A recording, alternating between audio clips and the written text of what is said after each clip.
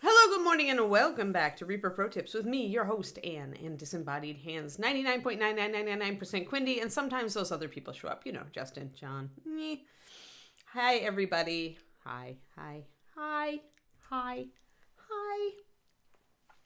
I am so happy we're halfway through the week. I'm like, last night I was like to David, it's almost Friday. And he's like, you're so cracked, it's not.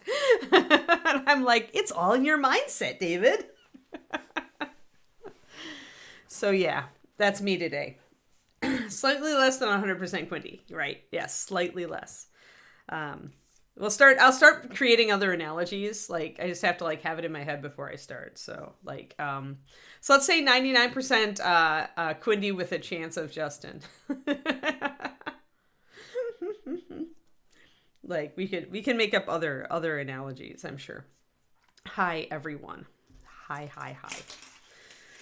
But yes, I am totally in a it's almost a weekend mindset, even though for many people it's not almost the weekend, but I desperately need this mindset today. Stressing out about Kublai Khan coming up. I still have handouts. I've been wrestling with my color theory handout is the reason. And it's taking longer than I expected it to, so it's stressing me out. I hate it when that happens, when you're like, I can do this, it's going to be easy, and then it's not easy, and you're like, oh. You know. Partly Quindy with a chance of Justin, yes. Mostly Quindy with a chance of Justin. I don't think it's partly, I guess it is partly Quindy, but it's like this, the part that isn't Quindy is so infinitesimally small that like, yeah. Totally. So I'm mixing up my black colors while we chat. So we've got our, remember we're using Dragon Black because it's a colder black, and we were mixing a little bit of blue liner into it for our Centaur black. The other thing that that this does for us, other than give us that bluish highlight once we highlight up with white, is it also, because we've got such a warm horse color, it helps to kind of offset the black from that color and from the skin that's also warm.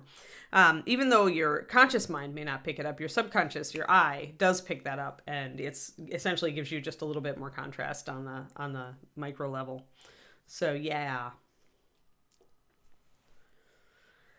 Oh, like I said, I am like, yay, it's almost Friday. That's where I am. I'm already like got my head firmly on Friday today, so I can get through the rest of the week. Mostly because I'm like have to work on my author website tomorrow for my social media day, and it's like totally like kicking my butt.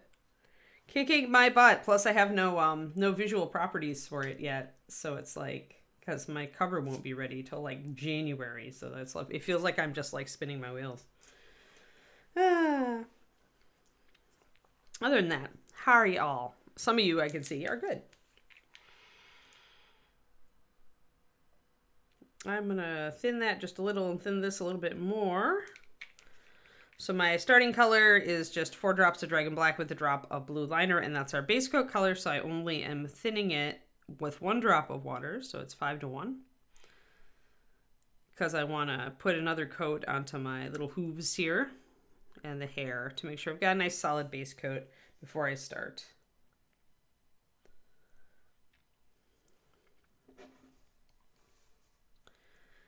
So it never hurts to have a nice solid coat on there, especially with something like this crest, which is going to be prone to rub off if you have that habit of like picking up or holding your miniatures like with one hand on top of the head and the other one underneath it, which I used to brace my hand on the top of the head of the figure a lot. That's why the miniature holders come with those little arms for people like me. Although I've gotten out of the habit since I started using like bigger handles and sticky tack. And I started bracing my hands in a different way as well. So there is no habit you cannot break. It just takes time and attention. You have to be conscious of it. Same as brush licking. I used to brush lick when I was younger. But then I was inspired to really not want to do it anymore, and I changed it. And it took effort. So it really just depends on how much it's worth to you. Same as mini painting. Can go as far as you want to, and all that matters is how much it's worth to you, how much time and love you're willing to put into it. There's the Dungeon Rollers RPG.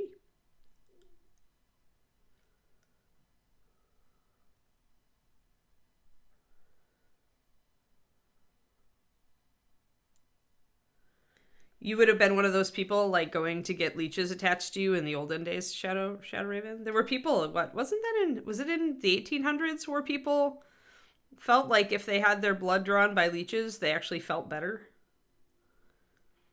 I forget what they called it, but there was a thing. Maybe there's something behind that. Getting some old blood drawn out of you. I just wonder. I wonder about things like that.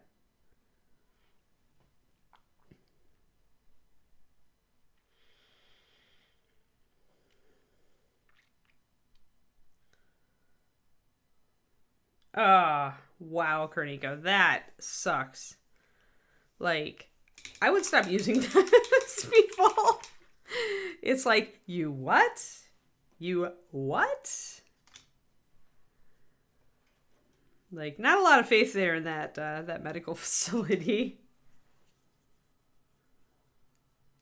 Yeah, I knew it had been, but, I wondered if anything modern had come up that, having a little bit of your blood sucked out actually had benefits, or if it's all in our heads, like, much of our lives.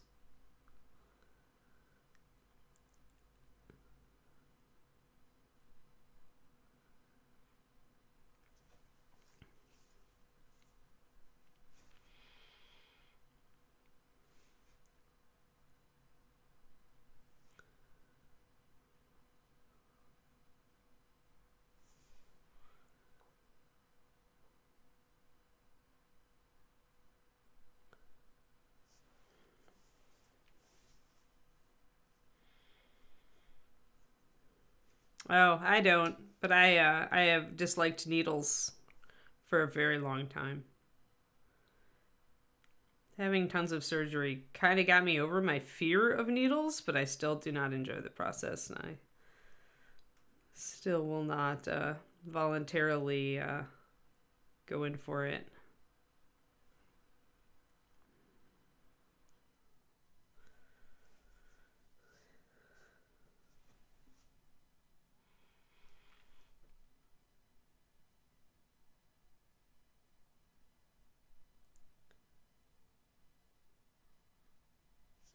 Alrighty, so we've got that kind of blocked in a little bit more. Make sure we've got a nice solid coat on top of the head so that when we go to paint it later. Oh man, internal seething.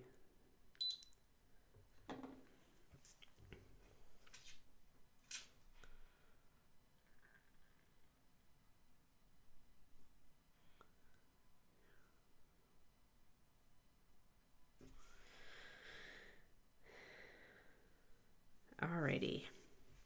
So we've got nice solid color on that. I wanted to touch up this outer hoof a bit. And I also felt like, yeah, there was a little mold line there at the back of the hoof that I didn't quite get. So I'm going to get that now. Pure black is neither, really. Pure black is completely neutral. However, Grey Wolf, coal black, lamp black, the pigment that goes into that black technically shifts slightly colder. That's why there is a difference between lamp black or coal black and ivory black in tube paint. A lamp black is essentially carbon and carbon black, and ivory black is different, has a warmer tone to it. So pure black does not have an intentional shift either way, but because of its pigment, it will default shift slightly colder. But that's a very, very slight. Very, very slight. But pure black is the most neutral of them all. It's like not intended to go either. And whenever you've got a pure, like pure black, pure white, they're just straight up single pigment. They're just, they are what they are. They're not meant to slide either way. Unlike with Dragon Black, where I purposefully put in cooler pigments to make it shift that way, even more so. but it's always, when you've got pure black and pure white, that is just the primal black and white. It's not tweaked. It's just what it is.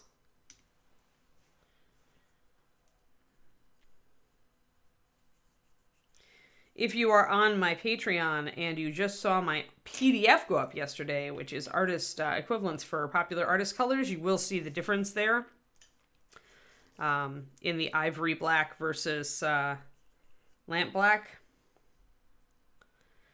And the ivory black equivalent is essentially a mix of 50-50 walnut and... where's my... did I leave my knife in the other room? I did. 1 second. But yeah, the equivalent for ivory black is essentially to do a 50-50 walnut brown and pure black.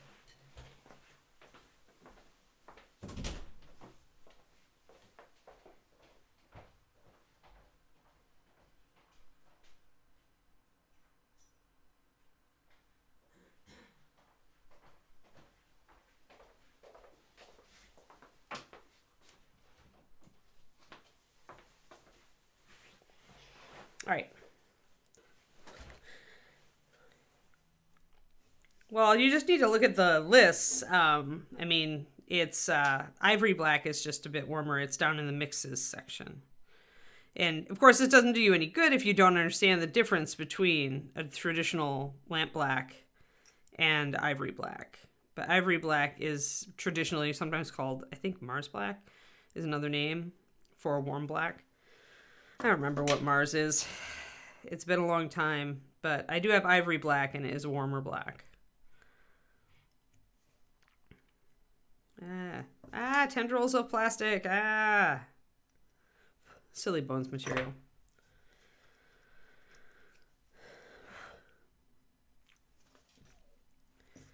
I mean, what the artist tube paint handout is not a guide to the colors of artist tube paint.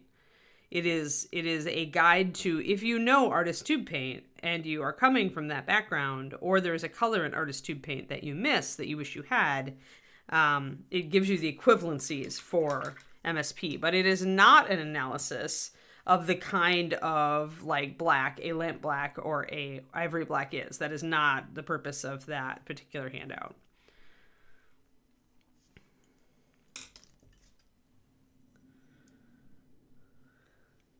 But yes, for those who have not looked at my Patreon, I have one, and it is patreon.com/paintingbig. Yeah, I think I'm good.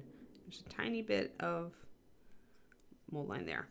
And yeah, we've got a lot of material up there, and I just did, because there are so many ranges of paint now, both we got, a lot of people are getting into oils, which often will have, traditional artist color names.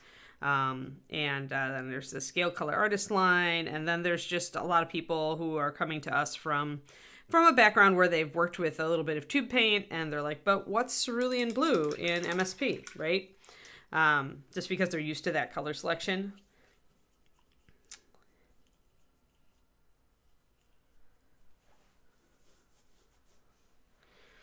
So, yeah.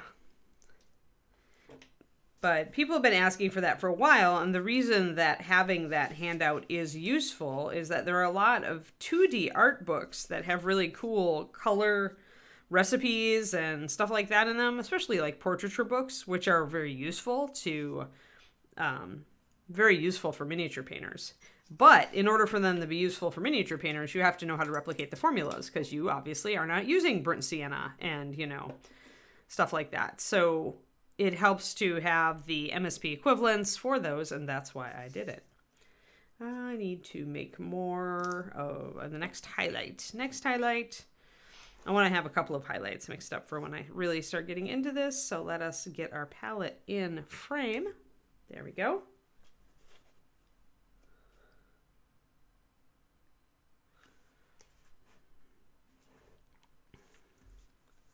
And I need my mixing brush for this. But yes, so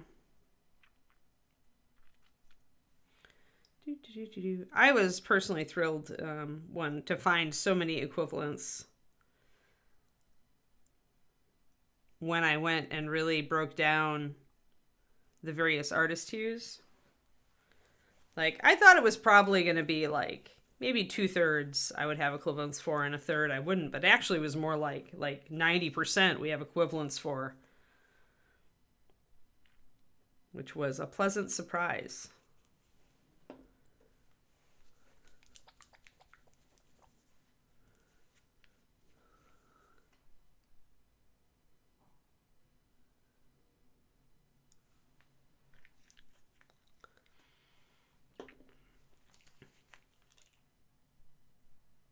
There we go.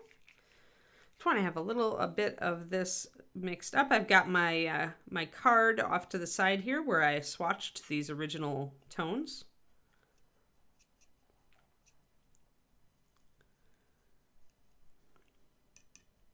And I'm going to do a little bit more of that in there. There. Want to kind of have a triad mixed up. And then, of course, we will work up to kind of pentad level as well. I do want my pure white because I'm going to be using that to do these markings.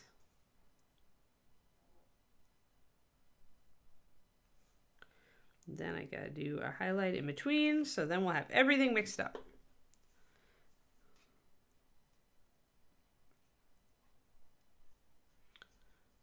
There we go. So these colors that I've mixed are actually really close matches to the old Cold Stone Triad. Ancient times, there existed a triad called Cold Stone that was meant to do very cold grays. And unfortunately, people did not understand why it was so useful, as with many triads in the olden days. And so they did not buy it, and it got canceled. So now I'm using blue liner and dragon black plus white to replicate this color.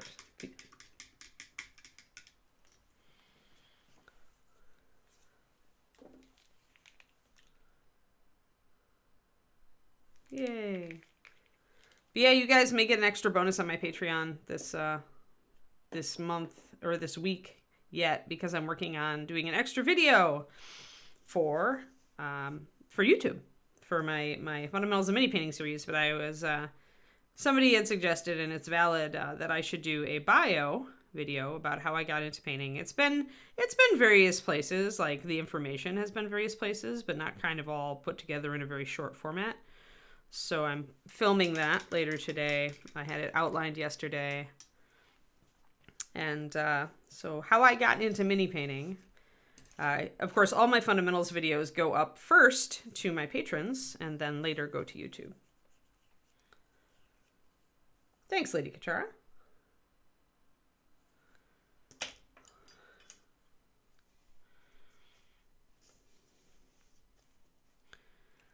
Alrighty, so we're going to start with our very, very dark gray, and then we're going to work kind of up. The dark gray isn't going to show up very much, but it is going to be a good bridging color to bring up the black.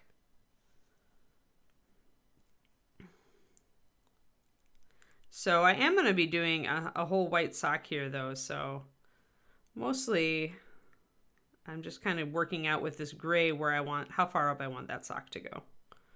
And I do want to cover over all the black in this case. In fact, I might just go straight up to a lighter color because we're going to go up to the white. So let's just block it in with our lighter gray, since we're going to put a sock all over this. And then we'll probably make the hoof flesh colored instead, because that's what usually happens.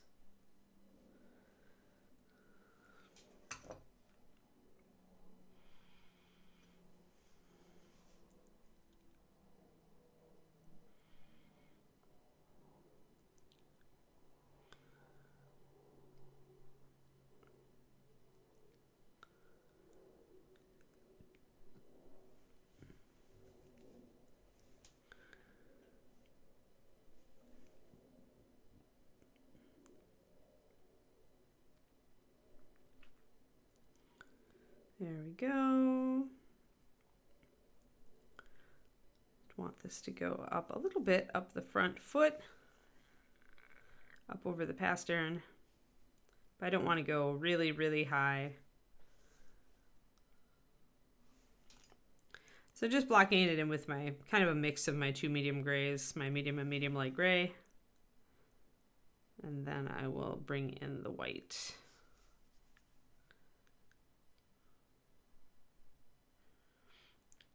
We could keep the hoof dark, but it is almost always, the color almost always switches to a lighter skin tone type color after it's been,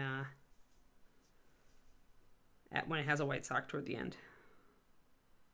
And I'll look up that color. I'll look up a visual of that color in a moment after I get the sock done. And then I want the sock, another sock over here.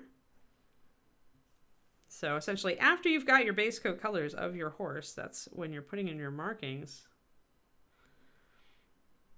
Even though you're painting over a bit of this black that you put down initially, remember also to keep your brush strokes in the correct direction. The hair at this point is growing like down and slightly to the side.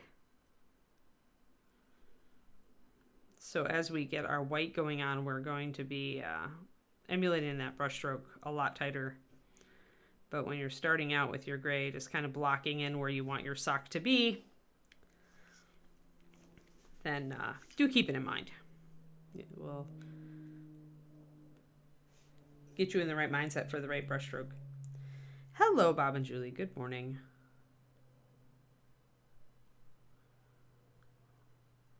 Better late than never.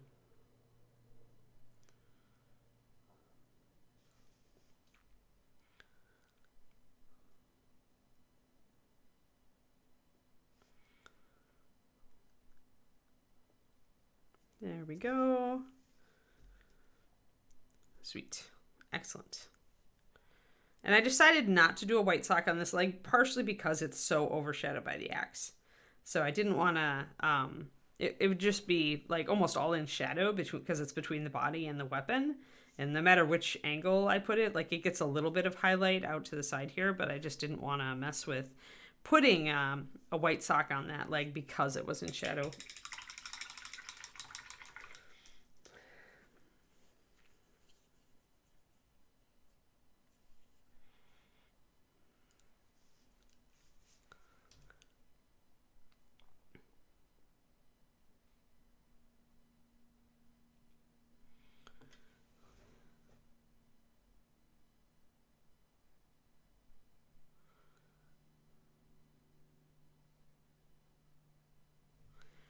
So with here, with the long feathers, it's very easy to bring our white in and just kind of paint what we see.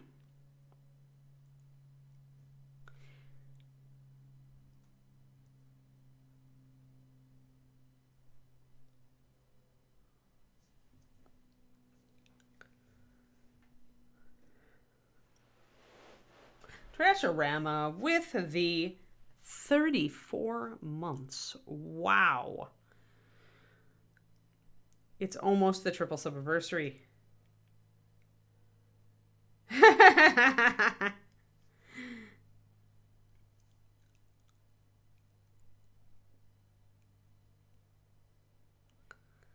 Maybe he's going backwards. He's subbed so much he's regressing. That makes no sense. Maybe he's time traveling. This is actually the trash of the past.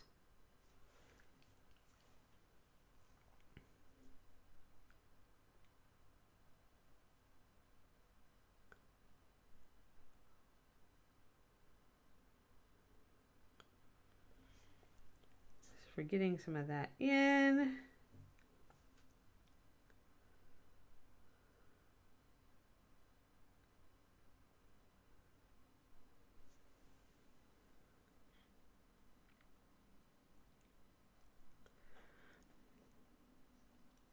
What would you have used, Kodiak? Just done white? Because a lot of people just do white.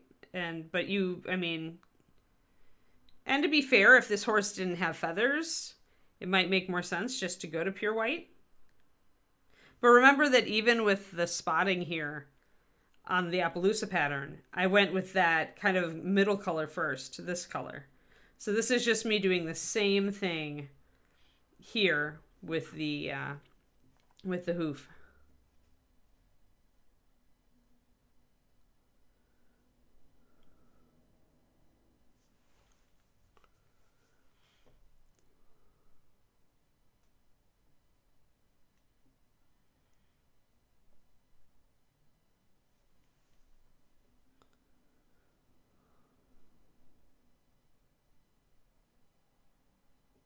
So I'm going to do some very light brush strokes here.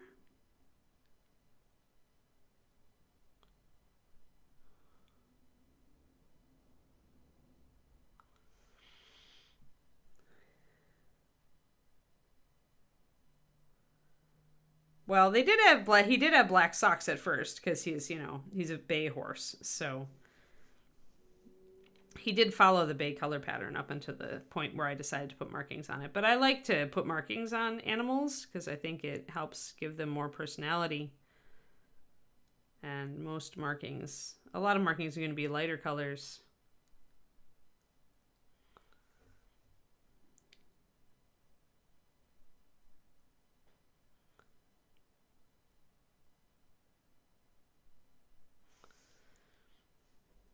So then we're going to start bringing up this white a bit more. We'll start glazing too. Still got a lot of gray showing, so.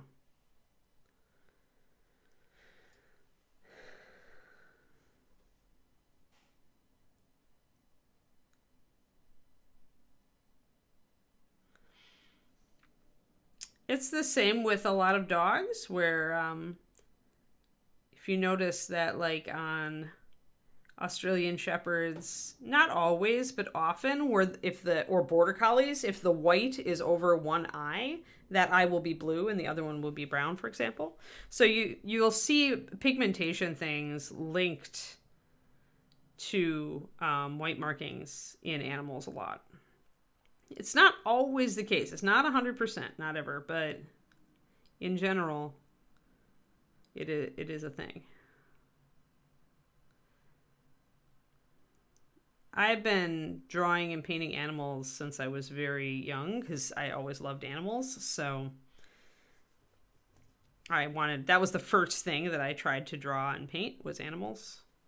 So I paid attention to that stuff as a little kid, and it has stood me in good stead as I continued to enjoy drawing and painting animals as I got older.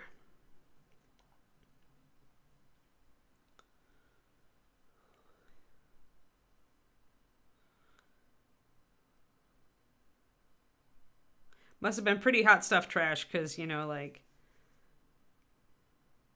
these days there's some pretty wild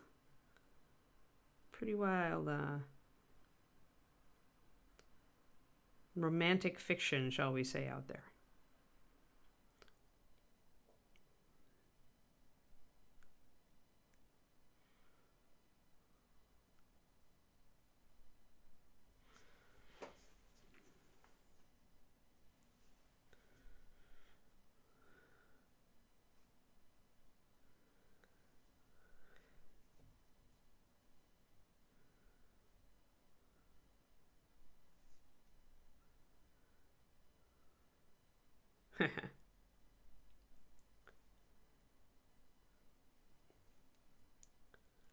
Oh, I was terrible at drawing animals too, but I kept doing it because I was a kid and I wanted to do it. So I got better just because I did it. It taught me my mini painting ethos that, you know, you can get as good as you want to with this hobby, but you have to just not give up and you have to try to get better. You'll go pretty far just painting. Though, I mean, I got better just drawing.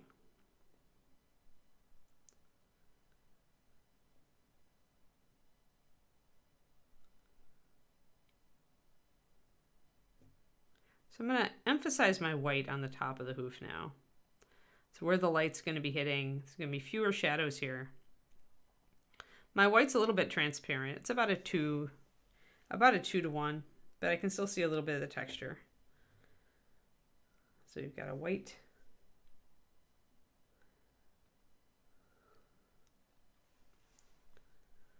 All right, that's pretty good. Now the problem we're running up to though, is that because I used different colors here, because I had a different color I was working off of, now my sock looks different than this white here. So perhaps what I need to do is bring up some pure white more on my Appaloosa. But I think I'm going to switch brushes. This brush is starting to die, and I don't trust it to do those super fine brush strokes. But yeah, so we've got different colors here because we've got more of almost a blue roan coming up here, roaning, meaning the mixture of solid hairs with white hairs. And then we've got more of almost a strawberry roan back here. Strawberry roan being the red hairs with the white intermixed. You can tell I was a horsey person, horsey girl.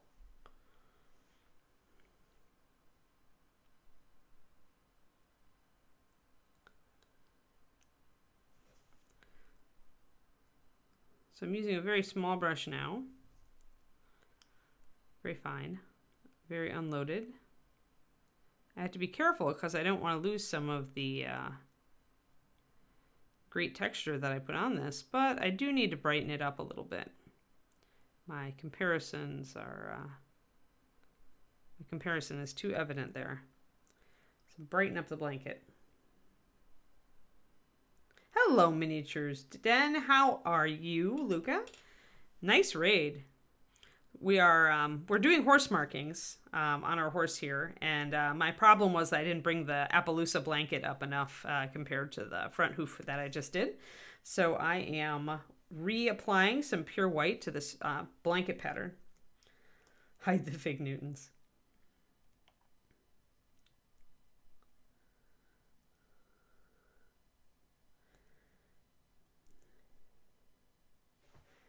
Yes, happy Wednesday. Isn't it? Don't we return this favor later? Isn't it Luca Day here on Reaper after my stream?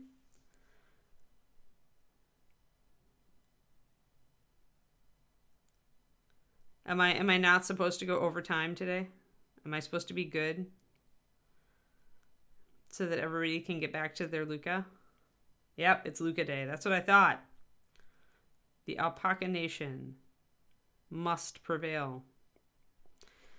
So essentially, guys, since I'm using a very small brush here, I am trying to keep a fair amount of liquid in it. So you can see the shine there on it, where there's actually a fair amount of water in it. I don't want a lot. I don't want puddles of it. So I kind of dabbed it off there on my hand, but it's still got a lot of moisture in it.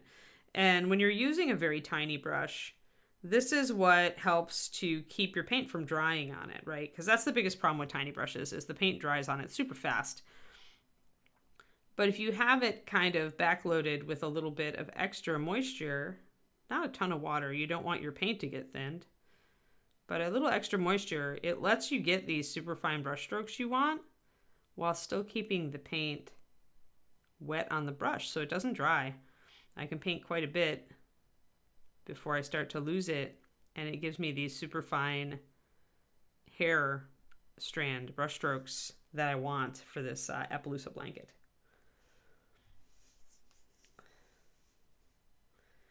Oh no, the Luca is not feeling well? Are there germs that target Alpaca Nation people? Well, I hope that he feels better. Hopefully he takes a little break while I paint horsies for your entertainment, and he will be back. However, if not, anyway, welcome everybody. I'm Anne. I do the morning, well, it's morning for me, show on Reaper Miniatures Twitch every weekday. We are here doing a whole bunch of stuff, and we do rotations. We do different types of models, different subjects, and we do a lot of player characters and villains and monsters since we're working for Reaper over here. So now we can you see how much brighter the blanket on that side is? I've lost some of that kind of reddish tinge that I was getting from mixing the bay colored, red colored hair with the white. You can see over here it's still a little bit duller, and on this side it's much brighter and bolder. And then when I look at it next to the hoof, it's not quite so bad. So alpaca pathogen? Alpacagen? I don't know.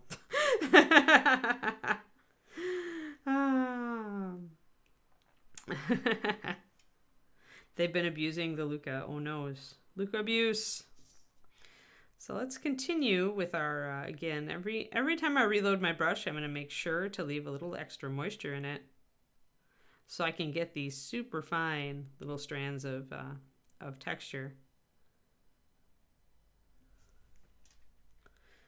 This is what these tiny, really narrow brushes are good for. But you gotta remember to preload them, because if you use thicker paint with them, because that's the other thing, is my paint is quite thin. My paint is at least 2-to-1 as far as paint to water, so that's pretty thin paint. If you're going to be using a brush this thin, always preload it. Keep moisture in the bristles before you load it. And then when you do load it, make sure you're using thinned paint, because if you try to use thick paint on a tiny brush like this, it's just not going to want to come off, and it's going to want to dry in the bristles right away. So there's just not enough fluid. Yeah, thanks, Returnip. I saw that question at the end of yesterday's stream, and there is a reason. So I wanted to tackle that. Thanks for reminding me. I would have forgotten. So, okay.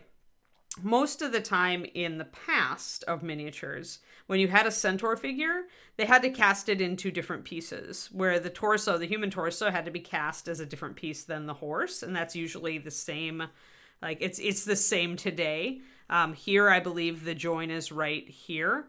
So in order, if you didn't have something sculpted like armor or a belt or something, then you'd just see that ugly join line, and you'd have to people didn't really putty stuff in back in, like the 90s. I mean, we knew how to gap fill, but the products and I think the general knowledge just wasn't as out there as it is today. So in order to make it easier for people, a lot of sculptors and companies started just putting some sort of belt or armor or something over that, where the torso would fit nicely into it, and then you wouldn't have that ugly join line between the human and the horse parts. Yep, that is the reason. And in fact, like I said, still is, this torso was obviously cast in a separate piece. I had to, it was pre-glued, but that's why. And also the other reason is just looks cooler. To give your Centaur some armor and make him look fiercer. Yeah, exactly. The tech has come a long way.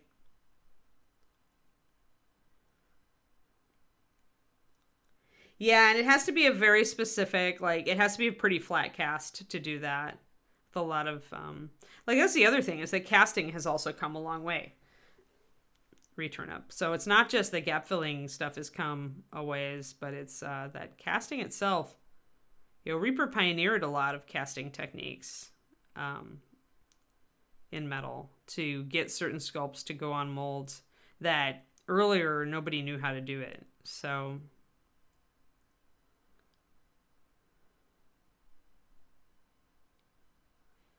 casting has come a long way. Gap filling has come a long way. There's just been a lot of improvement in the industry. Like the stuff that we've got nowadays, oh my gosh. If I could have looked ahead as like a kid in the 80s and seen what miniatures were going to look like in like 40 years, I would have been like, ooh. My little heart would have palpitated. It was so awesome. I couldn't have waited to get to it. Like, we're spoiled. We're so spoiled. So many beautiful models, so many awesome products. Bring in a little more white along the edge here.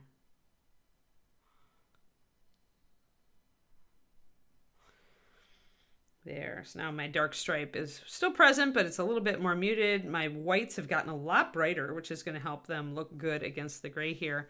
I do think one thing I am going to do is one thing I could do is actually glaze a bit with a color that takes down the blue here. I feel like I've gotten too blue here, so let's do that. I think I've got some Oxide Brown.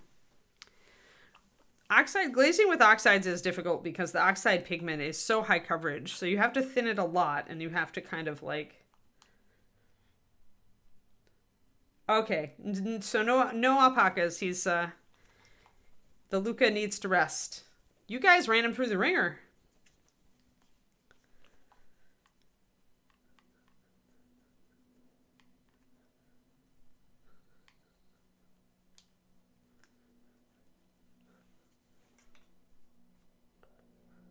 Hold on, I missed something. Let me go back up.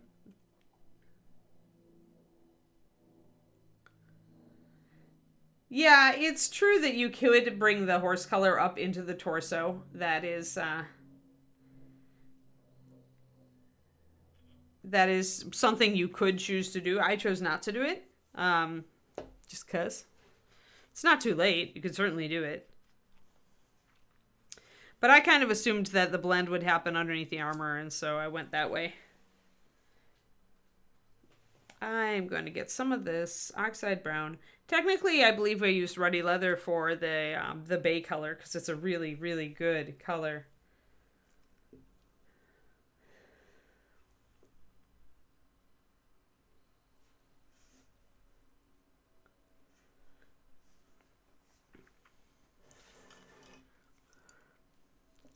If you even look at some of the old Reaper models, I mean, there are like some of our original stuff still in print. Like, and some of the old stuff is quite good, but nowadays just like the quality of figures that are out there, it's insanely good. All right, so I'm thinning this oxide. Let me get up so you guys can see it. There. So it's Oxide Brown. Brown oxide is a commonly used pigment for making all sorts of earth colors, and especially browns. It is a reddish brown, so it'll go well with our horsey bits here. But even with this much water in it, it's like still got coverage. You can see a lot of times these pigments, the earth pigments, are added to other colors in small amounts just to make them a little bit higher coverage. So you might find a red or an orange with a little bit of oxide brown snuck into it, just because you can get away with it without shifting the color very much, and it will help with coverage. So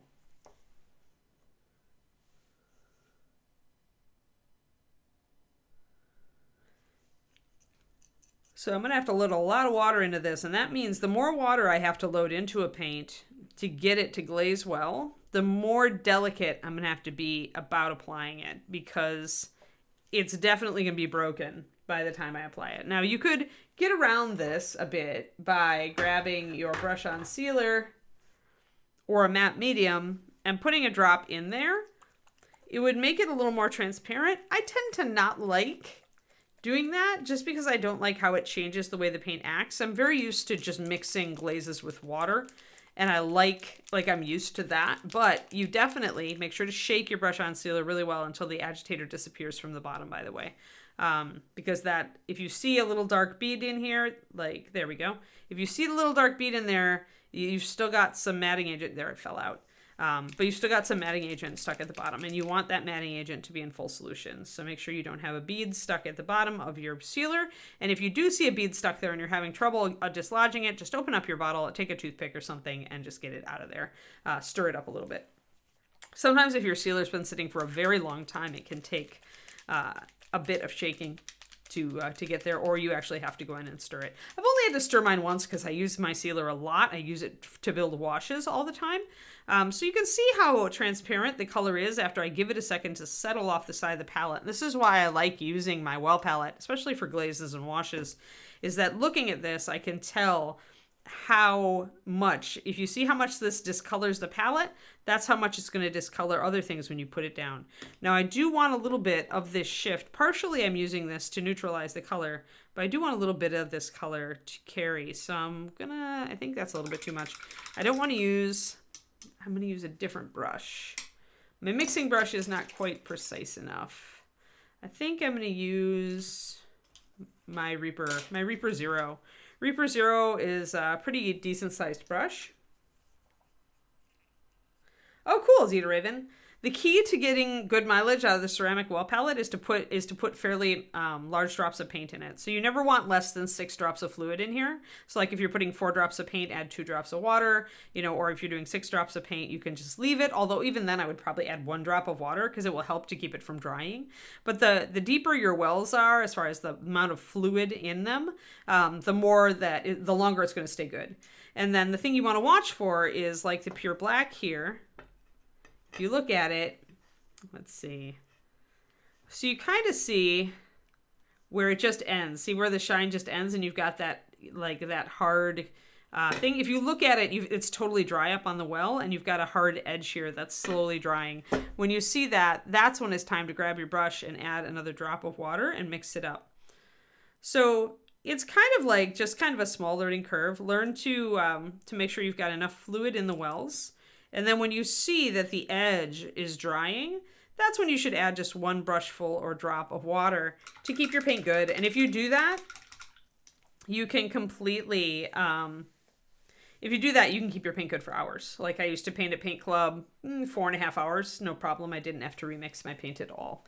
So brush on sealer is a product, Turnip. It is a varnish, except it's not. Varnish is a bad word for it, because varnish has specific chemical connotations. What it is, it's a sealer, so it's a very high acrylic water-based paint that is clear and more durable than your normal paint. So it helps to preserve the paint job. Shake it up well because it is a little bit thinner than a usual paint, so the matting agent does tend to fall out. So if you want it to be decently matte, shake well, and I usually thin it about 5 drops of sealer with 1 drop of water. No, don't use, this is not a gloss one. This is a matte varnish. We don't use gloss. You can use gloss as like a specialty thing or on vehicles or somewhere like a wet animal where it might be appropriate. I actually use them a lot for water and wet effects if I'm using like real surfaces, like if I'm using true metallics. Oh yeah, gloss exists. We have one. 9298, I think. And gloss varnishes are different. Like some gloss varnishes, this is the Reaper prototype, but some gloss varnishes are a little bit thinner. Some of them, like the micro scale, is quite thick. And some of them you can like use to really get globby effects, stuff like that. But for mixing with paint, when you're doing miniatures, if you put a gloss sealer over all this detail that we've painted, you wouldn't be able to see the details. The shine would get in the way. So that's why miniature paints are matte, is because since we're doing small details, we know that if you put a shiny coating on this, you won't be able to see any of that work. It'll just kind of disappear. It'll be overwhelmed by the shine, which is different from like 2D paintings, right? Where you're usually using texture in conjunction with shine to build up like actual physical texture instead of just painted on texture. Yeah, so you can use almost any gloss varnish for wet effects. There are also water effects, which I would recommend if you're trying to do water effects instead of just wet. But experiment. If you have a very thin gloss, then remember you can build it up in multiple layers and get a nice, smooth, thick appearance. All right, I'm going to try this. So I'm going to brush this glaze just over this sock. And then I'm going to come back and I'm going to wick it off. You can see right away, look at how that's neutralized that blue. Like it's totally neutralized it. It's taken it right out. And this is because you can see a little blue over here where I didn't glaze, see? But look at how it's gone on this side. So this is the magic of glazing, guys. And the reason that it's working this way is that I am putting it, there we go. So there we've neutralized it on this side. A little bit, need more up here. There. But the red, the orange color of the oxide is complementary to the blue color of the gray. And so it is essentially toned it down a bit. Yeah, various gloss varnishes. If I'm trying for a really globby, wet, like shiny, I tend to use the micro scale. If I want to go more subtle and I want to do a sheen, or I want to do a like if I'm doing layered washes over metallics, then I use the Reaper brush on because it's a little bit thinner and I want just a little bit of extra punch there. So it depends on, as far as products go, it depends on what you're trying to do.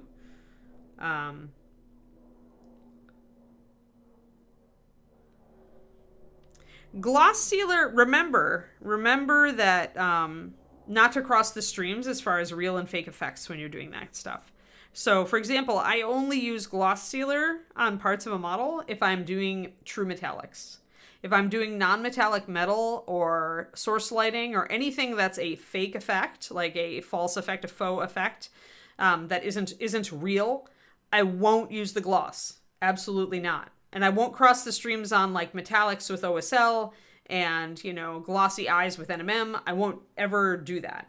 And the reason is that the minute you try, and we demonstrated this on the bronze column, I did a glow effect on the chest, a heat effect, and it looked great until we put metallics on the model, and then it looked wrong. And this is an absolutely a thing.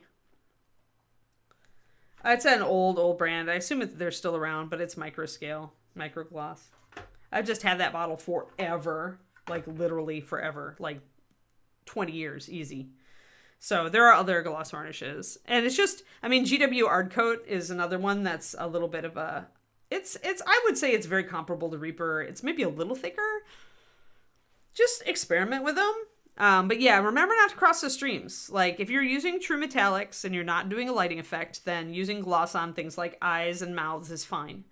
But do remember that the minute you start trying to do NMM, like, all of your wet effects will make it look wrong. And that's because when the eye can see an actual shiny effect on the figure, when you try to do a fake shiny effect next to that, the eye is going to be like, I don't believe it. I don't believe it at all. And that's really a thing. So when you're giving the eye a reference point as to like a realistic finish, then you have to go realistic with everything. And if you are trying to do a faux effect like NMM, then you have to do it on everything. So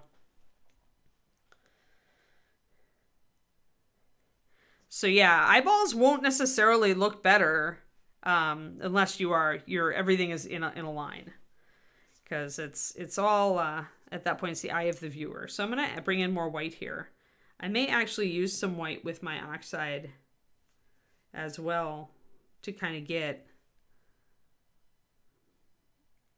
blank out some of that blue.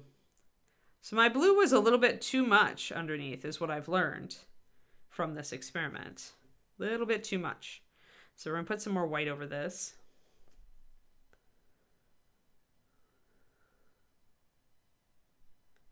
Yeah, and that's fine. As long as you're not doing, like, as long as you didn't, like, put, it's not that you can't put a matte next to a gloss, but it's that if you are painting something like to create an effect, like a shiny effect, but it's not actually shiny, then you can't put that next to actual gloss, or it won't look right. You will not fool the eye. So, I mean, it's not that you can't have matte and gloss on the same figure. That's obviously not true. But when you're doing it, when you introduce true metallics, which are also shiny, or a shiny coating onto the figure, then you've got to go with, you've made a choice, and it's influencing your entire paint job at that point, whether you realize it or not. If you try to do NMM after that, it'll look terrible, and you'll be like, what's going on?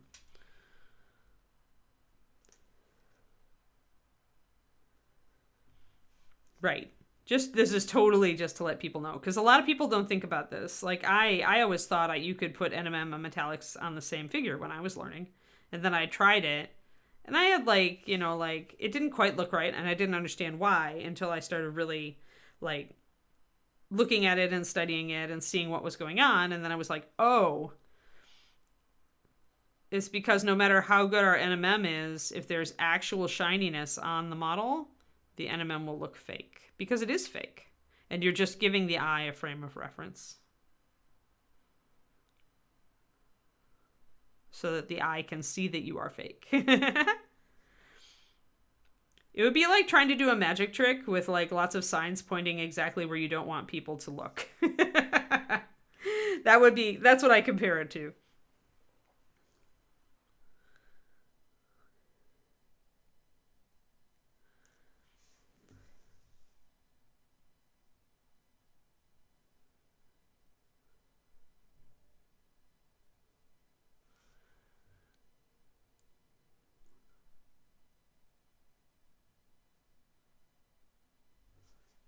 Alrighty.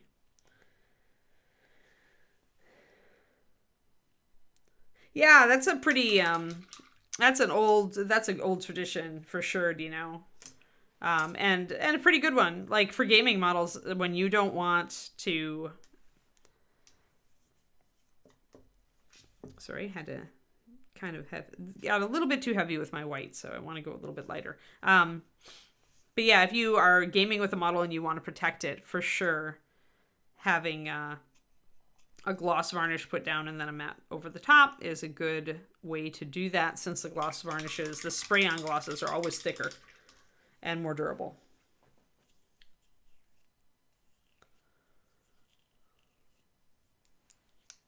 Yes, exactly, because scale.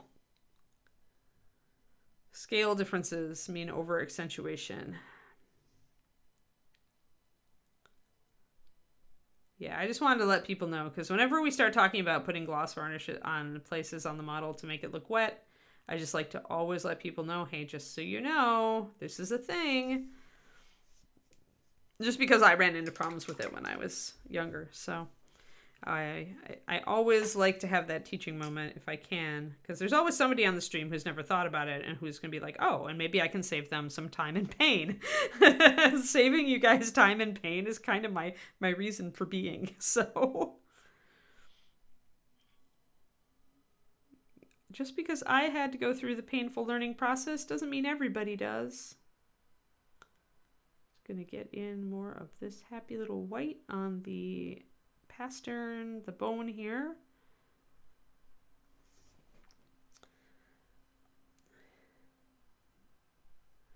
Nope, we won't know anything until the ultrasound, Corsair, and that's at 5 weeks. And so she was just bred a week and a half or so ago. So many weeks. No word yet. No word until Memorial Day weekend. Whether the pup is an actual thing.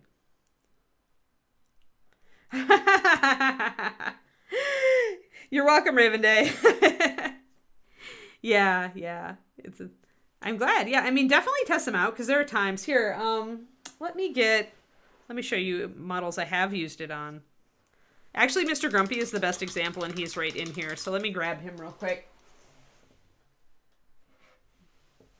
And actually, there was an exception to this rule too. There's always exceptions to every rule. All right, so if you look at Mr. Grumpy, his face and his fur and his cloth are all matte.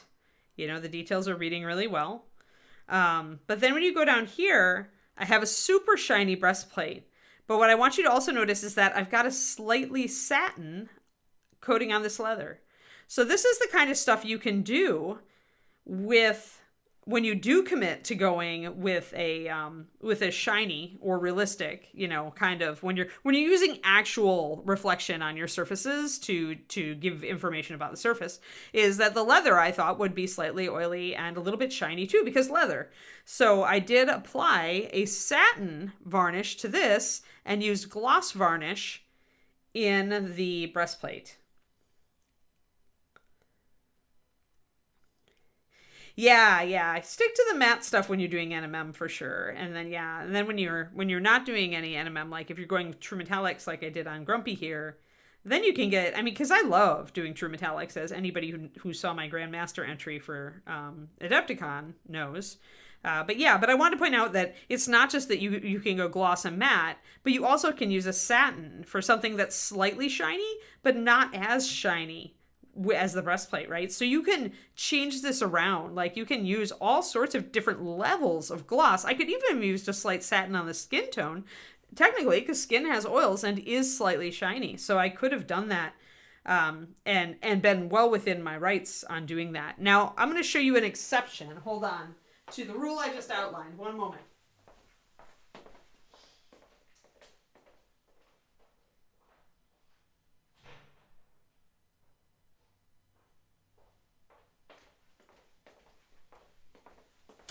All right. So I violated this principle somewhat with Borka, which was my Privateer Press Grandmaster winning entry. I did use True Metallics on him, because for Troll Bloods, it really just seemed like the right thing. But I am doing a very strong lighting effect here. So I actually did pull off a lighting effect, and then I went to the metallics, and it still carries. And the reason that it does is that I really darkened down these true metallics to make sure that I was painting them with the same kind of light sourcing as this. So whereas Grumpy, I'm doing a lot of micro texture and a lot of soiling, and I'm doing that here on this as well. But notice that I'm doing all of my highlighting up where it should be, right? Same highlights are up here, really strong, bright frontal light source, frontal top light source. And then I'm darkening down. Everything else is very dark. So that's how you can do both if you're really good with your metallics. And even then, there are places on this where I feel like I digressed a little bit, but so I dulled down a lot of the area that was away from the light. This is actually almost matte, even though it's still reading as metal. And I have little specks of metal. I have tiny micro abrasions to pick up the light a little bit. But in general, this area and these areas underneath are matte. And only the metal is where the light goes. So that's how you can have both. But it's tricky. It's tricky. So I love True Metallics Return It, but I specifically love them on big models. I do believe that NMM looks much better on little stuff. Because it's tighter, you can control it better. And I don't think metallics look like have a real finish at micro levels. So yeah, let me put him back.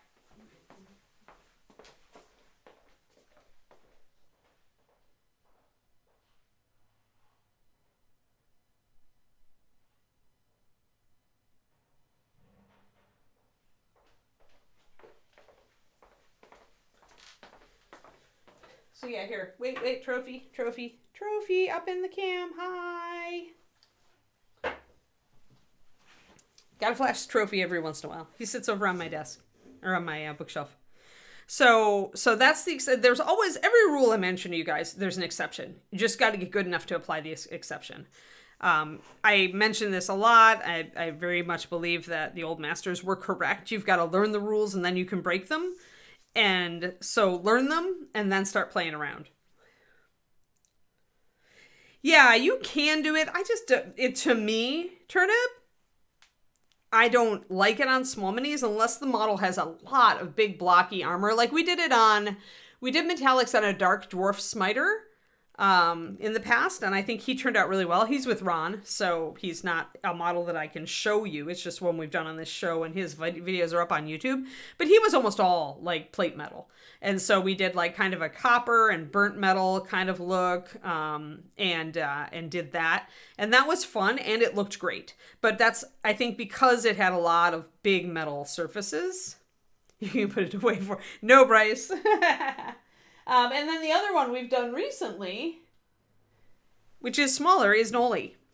So Noli is True Metallics and has the same textures and techniques that I used on Borka.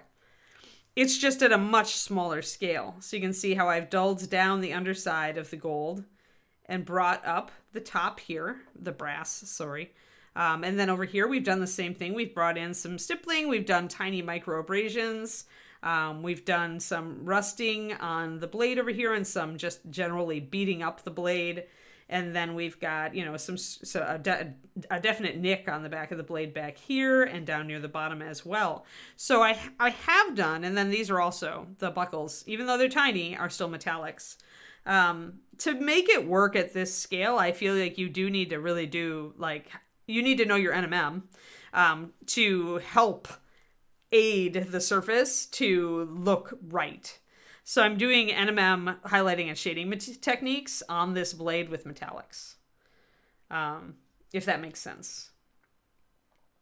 Yeah, there you go. The Dark Dwarf Cider Metallics. Quindy is the awesome. But yeah, so here it's just, honestly, I'm forcing highlights. I'm using metallic paint, but I'm forcing the highlight here just like I would with NMM. So I'm using NMM techniques to paint metallics. If I'm doing it at this level, if I'm doing it tiny, then I'm going to do that. If I am doing it with a bust, then I can do it a lot more realistically and not have to force stuff. But yeah, it's just like you were talking earlier, Turnip, about the scale, right? How we emphasize highlights and shadows because we're working on small minis and they don't cast a natural shadow. So it's exactly that same thing with working with metallics at that scale, I feel. At least for me to be happy with them. And this personally, it's just a personal thing at that point, right? So, Yeah, that's impressive that you managed to look that one up. So I'm glazing again. If I see things that are going to blue, and I'm going to look and compare. I like this a lot better now. It's working a lot better together. I just wanted the two whites to work with each other. I'm still getting a colder effect over here, and that's fine.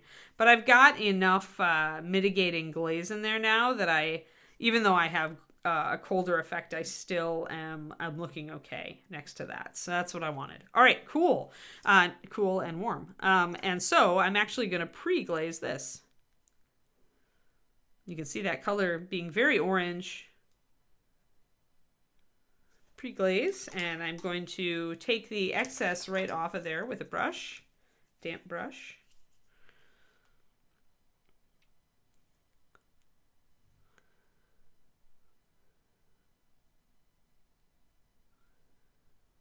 I'm just kind of dabbing at it just to bring up that extra. I don't want to disrupt the color that I put down, so I'm trying to stick near the edges and where it's still wet.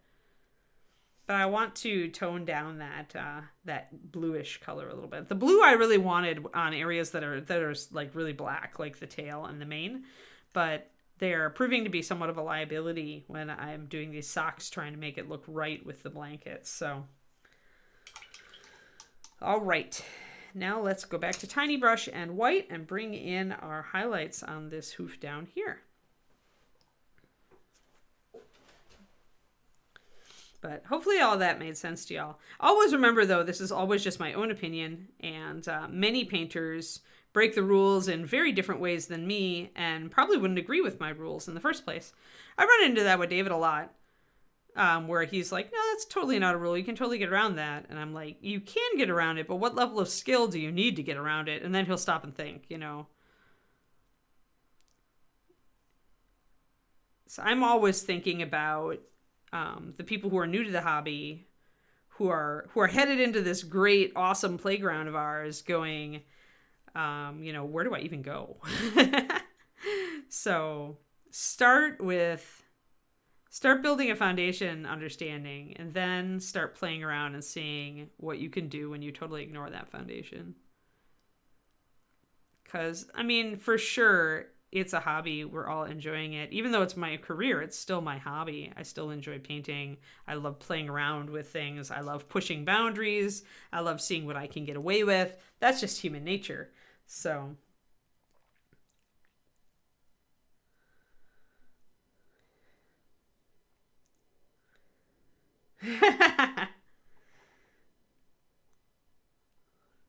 yeah, actually baking is a really good analogy, I think, Shadow Raven. I think that's actually because there's definitely a science to baking, right? Like baking is a lot more demanding than cooking, where you can get away with a lot more. And baking, definitely, you got to kind of know your rules and your ingredients and kind of what will lead to disaster.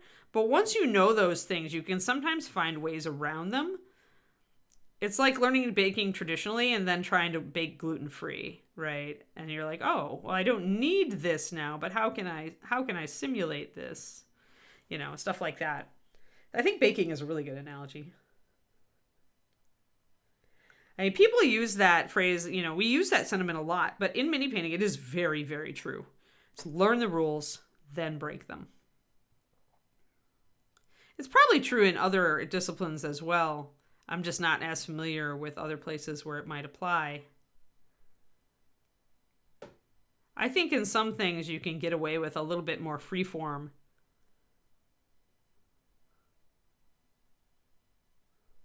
Without, knowing as much or paying as much attention to rules.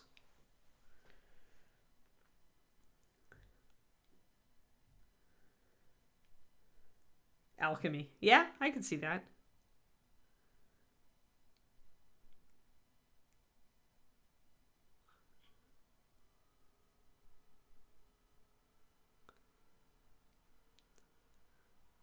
Yeah, I'm continually baffled that almond flour works. It does, but I'm baffled that it does.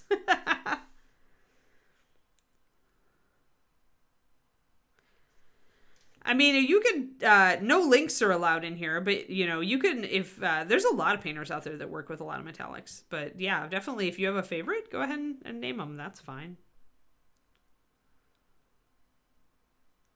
I mean, like I said, I am one opinion in the great world.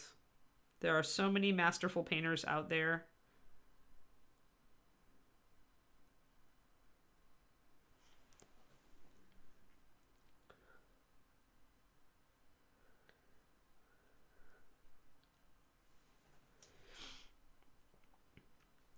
But yeah, I think there's more than one person that prefers metallics. I mean, Michael Proctor is one. Clever Crow is one.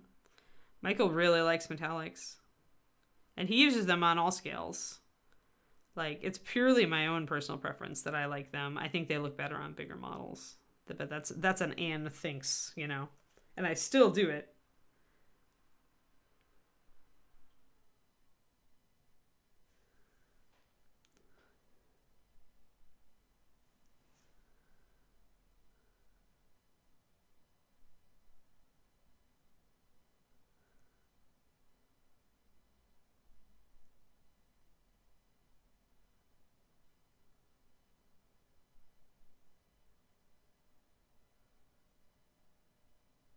Sorry, yes. Focusing on my little horse thing here. Now, when you've got a bone protrusion like this, you do leave that little bit of shadow in there. This might be a little bit harsh. I might need to bring that up a little bit. Do leave a little bit of shadow in there to kind of carry that idea that there is a dip.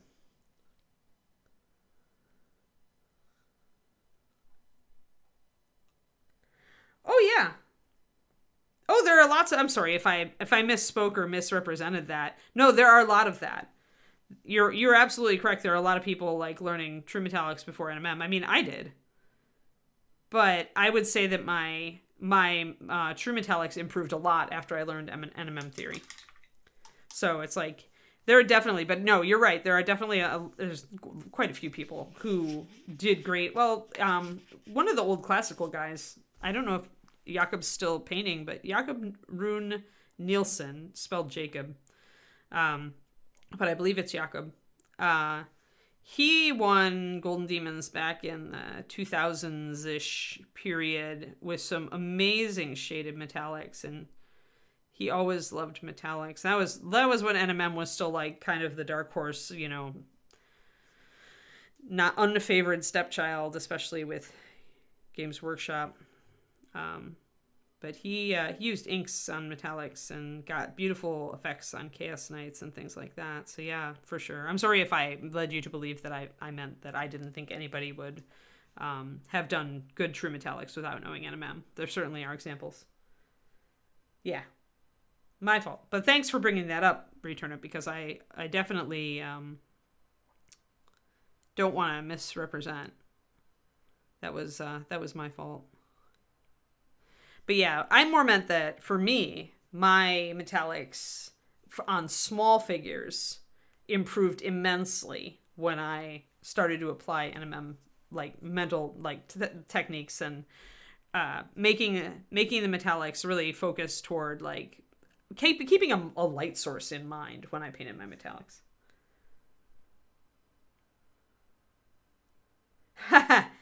That is not always true for everybody.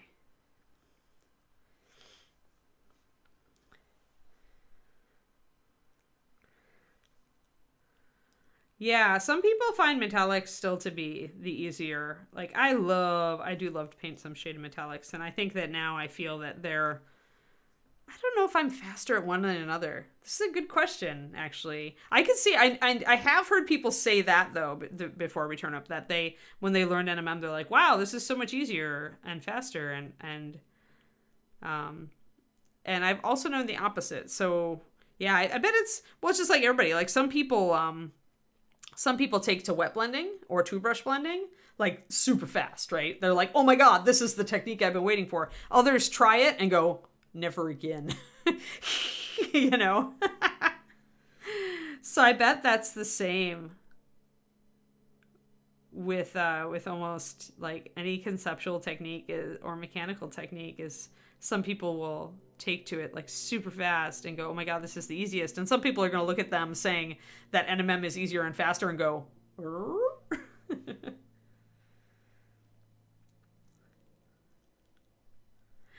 the only thing that I haven't set out to learn is an entirely different skill set is vehicles, Returnip. Yes, freehand. Yeah. So just when you look at like if you're it's just little tiny. It's a combination of things. Tiny brush, very thin paint, and just keeping in mind the direction that the hair would grow. So let's look up horse hooves real quick. We got a little extra time here.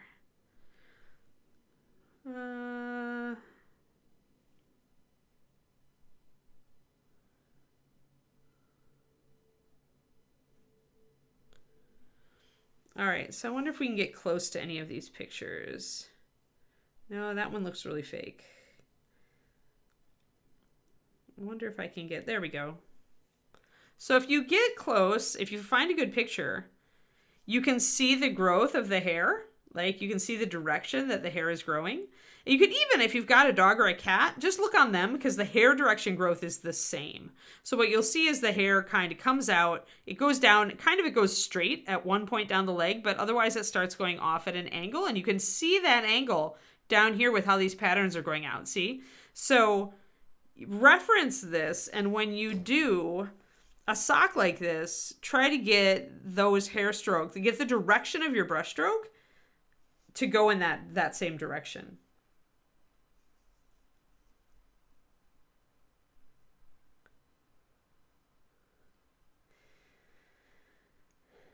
So for Rumpfenstein, the way around that for me is to only do like one layer of just pure metallic, maybe two. My ground is always like really pale, and then to work almost everything else down with glazes and washes and building up texture in the shadows. And then coming back on at the very end to bring up the highlights back up with metallics and very slightly thinning my metallics, not very much. But if you tackle it that way, you're not constantly trying to like work with mixes of metallics, and so you don't run into that problem.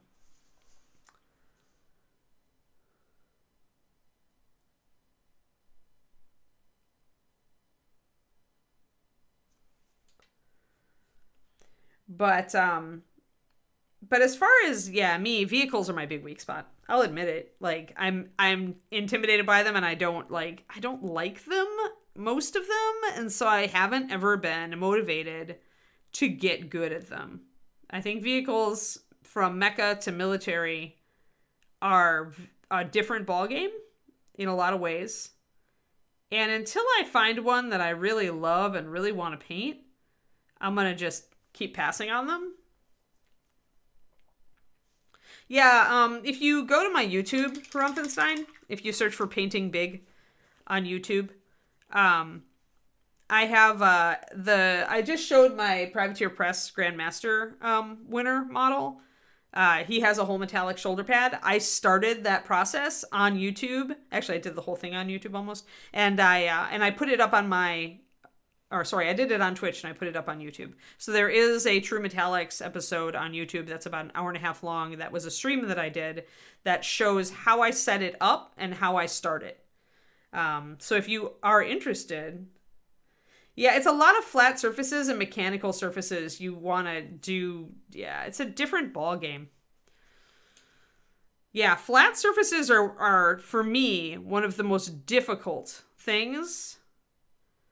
I have a friend who is back in Texas and who is an IPMS Grandmaster, and IPMS is, model kits for the most part, although they do some figures.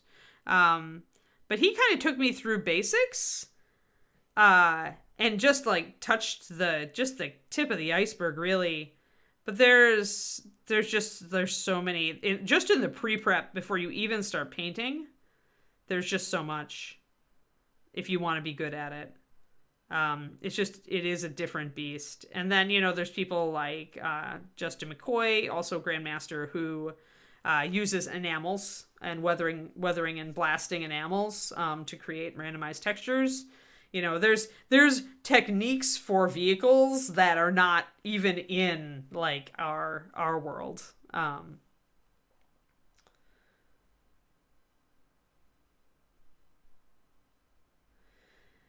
I've got a marble one, but I don't know if I have a natural stone one. That's a good idea, Babel. Let me write that down.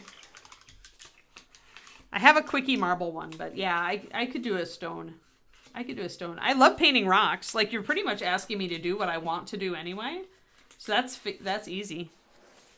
Realistic rocks. There, we can call it that. Where is my pen? There it is. Yeah.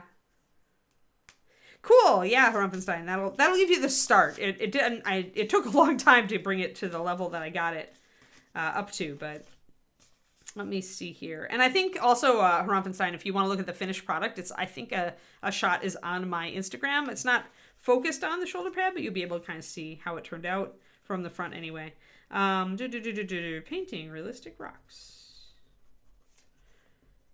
Yeah, I can do that.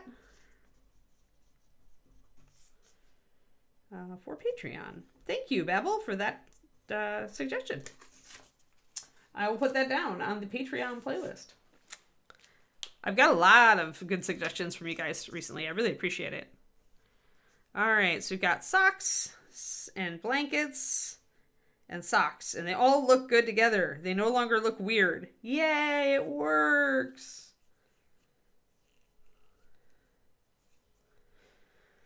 Oh yeah, Infinity. Yep. Yeah, they've tempted me. Some of the Walker style models have tempted me from Games Workshop, but it's just I haven't run into something where I'm just like, I must paint this, even though it's a mech or a vehicle. So I haven't gone into down that rabbit hole. I think what it comes down to also, it's just purely interest. Like, you guys know I'm an animal lover, and like so my favorite thing to paint is like animals and organic stuff. And so when with hot women a close second, and so those models light me up, and models that are like vehicles, like I've never been like a car or a motorcycle or a tank or plane person. Like, not really. So I think some of us gravitate towards certain subjects we're interested in, and I've just never been really interested in that, so I never really got into it. Otherwise, I feel like you're right, Turnip, and I could, at this point, I do find things easier or more difficult. For me, oddly enough, I would think that the shaded metallics are something that I have a ton of fun with, and they aren't difficult to me. Like, I totally feel like I'm just playing in the sandbox. When I was painting that bust, I was having so much fun. Whereas NMM is a lot more meticulous for me, and I feel like I'm pushing myself more, so it's not as much fun to do. It's a little harder to do, I would say, because I'm trying to really think my way through where I'm putting highlights and shadows, where I'm interrupting those highlights if I want them to look more realistic. Am I reflecting ground color? All that kind of thing. So for me, metallics are NMM, is a lot more, there's a lot more thought going into it to get a more realistic feel to it. And so I feel like that's probably a little harder for me, much as I paint mostly NMM.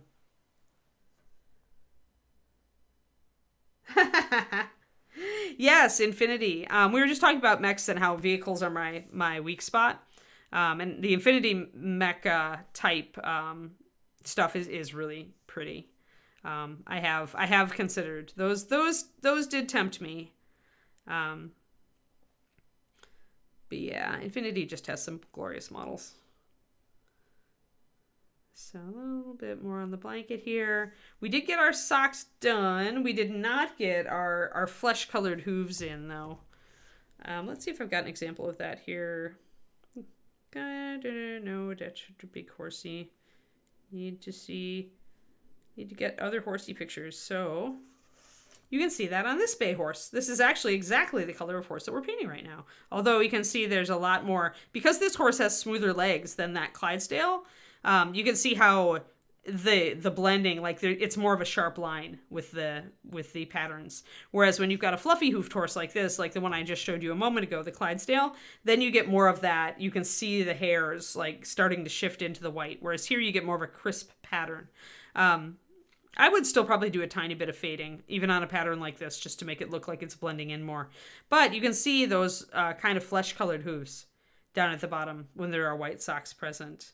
You can also find one with kind of stripy hooves.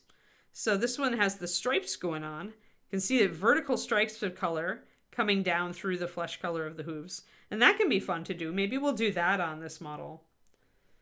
It's possible that the horse has a braided mane. It's common. But yeah, so that's an example. And then, yeah, just to go back to those who didn't see it, there's the Clydesdale with longer fur. And so you see more.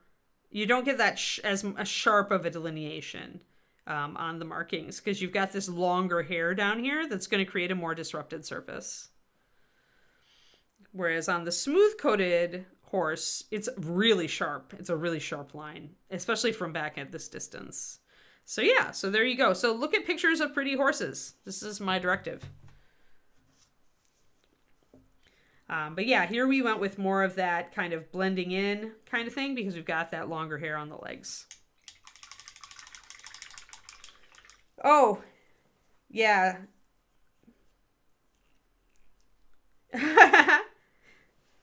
Yes, Scottish Soldier Werewolves is the army that I still have.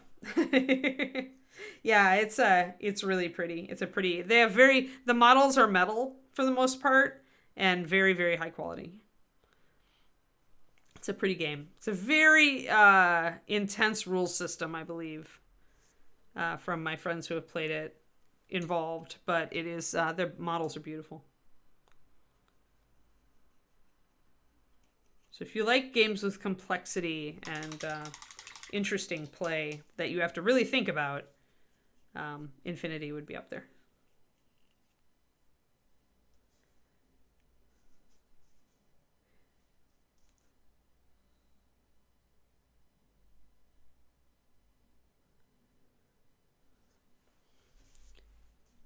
So there we go. I think that's pretty much what we've done. We don't have to like jump off super quick because unfortunately the leader of the Alpaca Nation is ill, is not feeling well. So Luca is resting, but we still, we'll just go a little bit longer. I'm going to just add a little bit of brush strokes to this. So very tiny brush, preloaded with a little bit of liquid so that it's not completely dry. And that liquid in the brush helps keep the paint wet so you can paint longer with such a tiny brush. And then my paint is thinned about a 2-to-1 paint to water. And that's quite thin. I'll grab my mixing brush to show you how thin.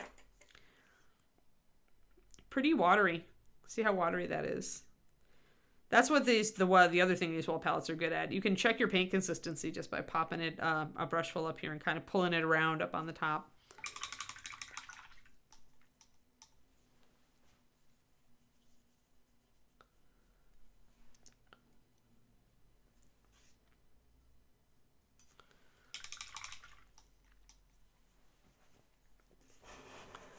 But yeah, so there we go, guys. So we'll just have to do our flesh-colored hoof a different today, but I'm pretty happy with, this has pretty much been a good horse painting tutorial.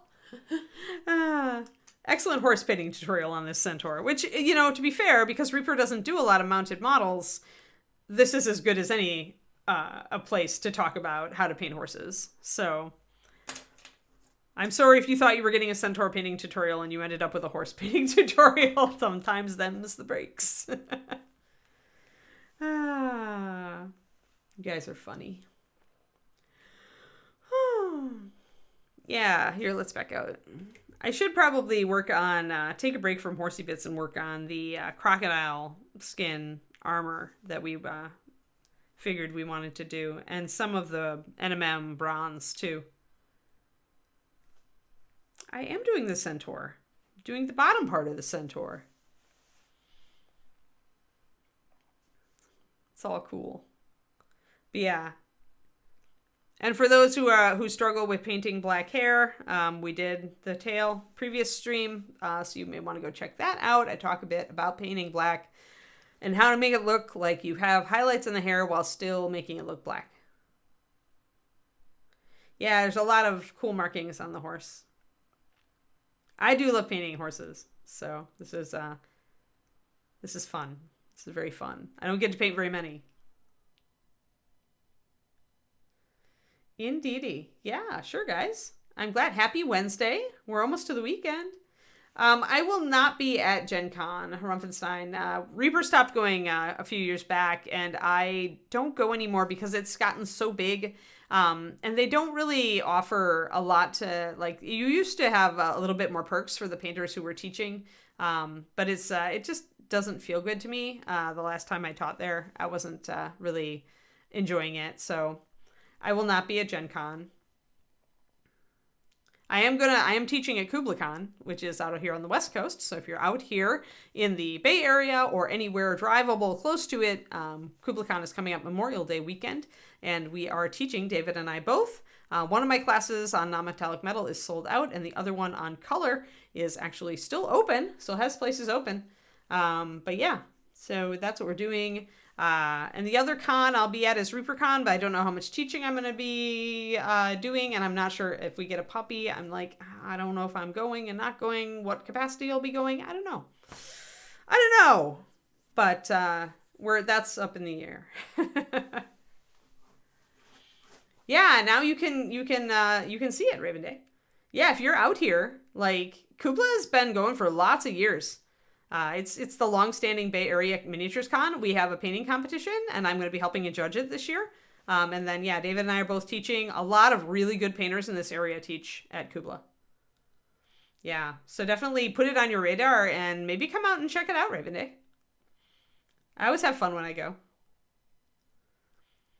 So, yeah. Thanks for tuning in, everybody. It's been great to see you all. And, yeah, we'll be back tomorrow. What we're going to be doing, finally, since I did the green work last time, at least part of it. But we're going to be working on Bunny. We're going to be doing her meadow base. Yes, and no Luca today. He is not feeling well. He's going to take a recovery day. Mental health day. Physical health day. All right, guys. Thank you very much for tuning in. Come back tomorrow for the Bunny. We're going to be using some texture pastes and some grass. Various types of field grass and static grass. All right? See you tomorrow. Bye-bye.